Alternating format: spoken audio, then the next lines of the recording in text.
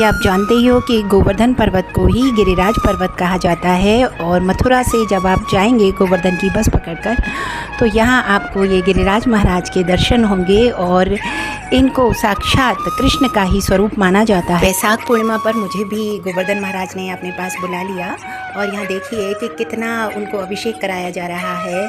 जल से, दुग्ध से, गुलाब जल और नाना प्रकार की सामग्रियों से उनका विशेष रूप से अभिषेक किया जा रहा है। जैसा कि इनके पीछे की जो कथा है कि जब द्वापर युग में एक बार भगवान कृष्ण ने इंद्रदेव की पूजा बंद करवा दी थी और तो इंद्रदेव ने कुपित होकर लगातार 7 दिनों तक मूसलाधार बारिश की थी, जिससे सभी ब्रजवासियों को बहुत मुश्किल हो गई थी। तो अब उस समय कृष्ण ने 7 दिन तक लगातार अपनी छोटी कनिष्ठिका उंगली पर गोवर्धन पर्वत को धारण कर लिया था और सब जानवरों की, सब ब्रजवासियों की रक्षा की थी।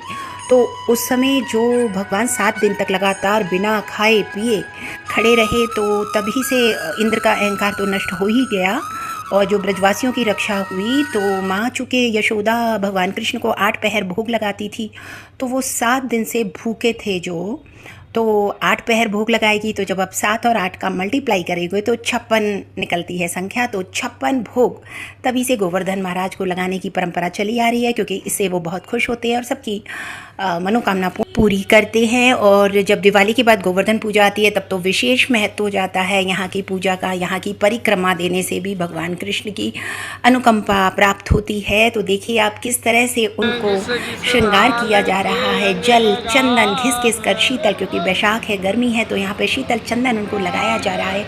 मैंने भी अपने हाथ से शीतल चंदन लगाया। उनको रोज़ नई नई ये चुनरी ये लेकर आई जाती है, उनको चढ़ाई जाती है और उनके लिए एसी का, कूलर का प्रबंध भी रहता है। बहुत ही सुंदर व्यवस्था है। बहुत दूर दूर से श्रद्धालु आकर यहाँ हर तरह का भोग मिष्ठान उनके लिए अर्पित करते हैं और गोवर्धन महाराज उन पर अपनी कृपा बरसाते हैं। जय जय गिरिराज महाराज।